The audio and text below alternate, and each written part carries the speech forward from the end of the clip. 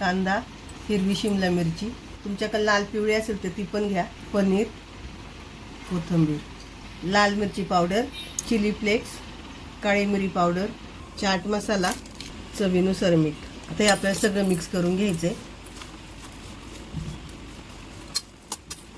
किसलेलं चीज हे सगळं आता मिक्स करून घेऊया आपण. आपण चपाती घेतली आहे, सकाळी केलेली चपाती आहे, त्यावर टमाटर सॉस लावून घेऊया. टमाटर सॉस लावून झालं, त्याच्यावर आपण केलेलं चीज, शिमला मिरची, कांदा हे टाकून घेऊया. अर्ध्यावरच पसरवायचं, पूर्ण नाही पसरवायचं. त्याच्यावर थोडंसं चीज आणि एक साईड मूड पाहिजे अशी. फ्राय पॅन तापलाय, त्यावर आपण तेल लावूया.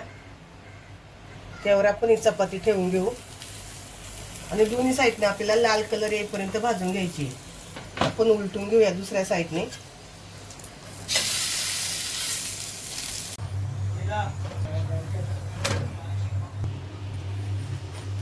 इथे आपलं चपातीपासून पनीर टाकोस तयार झाले.